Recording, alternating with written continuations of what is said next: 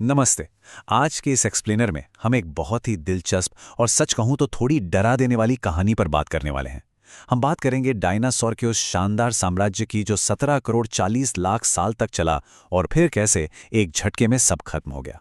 इस कहानी के जरिए हम समझेंगे कि आज हमारा अपना मानव युग असल में कितना नाजुक है। चलिए सीधे मुद्दे पर आते हैं। जरा समय के इस विशाल पैमाने की कल्पना कीजिए।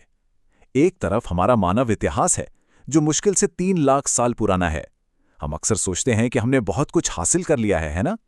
लेकिन दूसरी तरफ देखिए, डायनासोर का वो चौंका देने वाला वर्चस्व जो 17 करोड़ 40 लाख सालों तक बेखटके चलता रहा। सच कहूं तो उनके इस विशाल साम्राज्य के सामने इस धरती पर हमारी मौजूदगी पलक झपकने भर की है।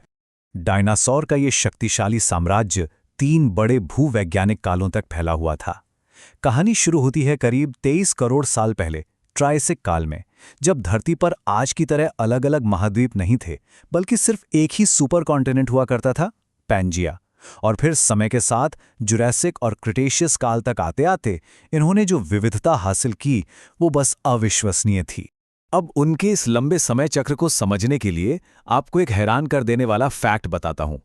धरती का सबसे मशहूर डायनासोर टीरेक्स ये करीब 6 करोड़ 80 लाख साल पहले अस्तित्व में आया था।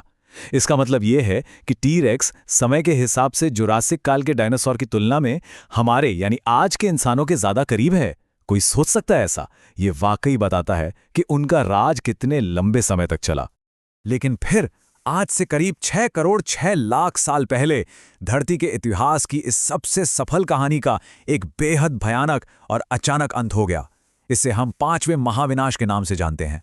तो चलिए समझते हैं कि आखिर वो जैविक पतन की दहलीज क्या थी जिसने सब कुछ बदल कर रख दिया।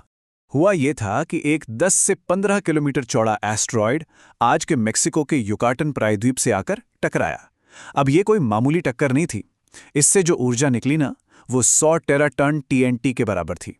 अगर इसे आसान भाषा में समझें तो हिरोशिमा और नागासाकी पर जो परमाणु बम गिरे थे, ये धमाका उससे 1 अरब गुना ज्यादा ताकतवर था। लिटरली 1 अरब गुना। पर यहां सबसे चौंकाने वाली बात क्या है पता है? सिर्फ उस शुरुआती आग के गोले ने ही सबको नहीं मारा, असली तबाही तो उसके बाद शुरू हुई। इस टक्कर ने पर्यावरण के पतन की एक ऐसी चेन रिएक्शन शुरू कर दी जिसे रोका नहीं जा सकता था। पहले भयानक गर्मी, फिर 2 किलोमीटर ऊंची, जी हां 2 किलोमीटर ऊंची विशालकाय सुनामी लहरें उठीं, और उसके बाद आसमान में इतनी धूल छा गई कि सूरज की रोशनी ही धरती तक नहीं पहुंच पाई। इस न्यूक्लियर विंटर की वजह से प्रकाश संश्लेषण रुक गया और पूरी दुनिया में भुखमरी फैल गई। इस भयंकर तबाही ने बड़े बड़े शाकाहारी और मांसाहारी दोनों तरह के जानवरों को भूखा मार दिया। नतीजा, धरती पर मौजूद सभी पौधों और जानवरों की 75% प्रजातियां हमेशा के लिए मिट गईं। इस प्रलय में सिर्फ कुछ छोटे सर्वाहारी जीव, छोटे स्तनधारी और कुछ उड़ने वाले डायनासोर ही बच पाए, जो आगे चलकर आज के पक्षियों में विकसित हुए। अब यहां आपके मन में एक सवाल आ सकता है, हम ये सब इतने भरोसे के साथ कैसे कह सकते हैं? मतलब जो घटना 6 करोड़ 60 लाख साल पहले हुई, विज्ञान उसके बारे में इतना पक्का कैसे हो सकता है? तो इसके सबूत सीधे सीधे हमारी धरती के पत्थरों में दर्ज हैं। इसका सबसे बड़ा और निर्विवाद सबूत है इरिडियम नाम के तत्व की एक ग्लोबल लेयर। देखिए, इरिडियम हमारी धरती की सतह पर बहुत ही दुर्लभ है, लेकिन अंतरिक्ष की चट्टानों और एस्टेरॉयड में ये कूट कूट कर भरा होता है। तो धरती की क्रस्ट में मिली इरिडियम की ये परत असल में उस अंतरिक्ष की चट्टान का एक परमानेंट फिंगरप्रिंट है, जो हमेशा के लिए छप गया है। और जब वैज्ञानिकों ने इस खास खनिज परत की कार्बन डेटिंग की, तो जानते हैं क्या हुआ? इसका समय बिल्कुल क्रिटेशियस काल के अंत के समय से मैच कर गया, यानी एकदम सटीक 6 करोड़ 60 लाख साल पहले। इस सबूत के बाद उस महाविनाश को ट्रिगर करने वाले कारण को लेकर कोई शक बचता ही नहीं है। अब आते हैं इस पूरे एक्सप्लेनर के सबसे जरूरी हिस्से पर। हम आज इस प्राचीन महाविनाश की बात क्यों कर रहे हैं? क्योंकि वो घटना आज हमारी आधुनिक दुनिया के लिए एक बहुत ही स्पष्ट और सच कहूं तो एक डरावने दर्पण की तरह काम करती है। देखिए, आसमान से गिरने वाली आफत का अब हमें उतना डर नहीं है। आज हमारी अंतरिक्ष एजेंसियां धरती के करीब आने वाले 28,000 से ज्यादा एस्ट्रॉयड पर नजर रखती हैं, और नासा के डार्ट मिशन जैसी एडवांस तकनीक ने तो हमें ये ताकत भी दे दी है कि अगर कोई एस्ट्रॉयड हमारी तरफ आ भी रहा हो तो हम उसका रास्ता बदल सकते हैं। लेकिन क्योंकि आसमान से आने वाला खतरा अब हमारे कंट्रोल में है, इसलिए सबसे खौफनाक सच्चाई ये है कि पृथ्वी का छठा महाविनाश किसी बाहरी चट्टान से नहीं आ रहा। ये छठा महाविनाश शुरू हो चुका है और इसे हम इंसान खुद अपनी गतिविधियों से अंजाम दे रहे हैं। जरा अतीत और वर्तमान की तुलना करके सोचते हैं, ये वाकई रोंगटे खड़े कर देती है। 5वां महाविनाश एक एस्टेरॉयड की वजह से हुआ था, लेकिन आज का ये छठा महाविनाश हमारे वनों की कटाई और प्रदूषण की वजह से हो रहा है। कारण भले ही बिल्कुल अलग हों, लेकिन जो तबाही का स्केल है ना, वो खतरनाक रूप से एक जैसा ही है। पिछले सिर्फ 100 से 200 सालों में हमने क्या किया है? बड़े पैमाने पर जंगलों को काटा है, जानवरों के प्राकृतिक आवास नष्ट किए हैं और हवा पानी में इतना जहर घोल दिया है कि आज प्रजातियों के विलुप्त होने की स्पीड सामान्य प्राकृतिक दर से 100 से 1000 गुना ज्यादा हो गई है। ये जैव विविधता का एक ऐसा नुकसान है जो धरती ने पहले कभी नहीं देखा।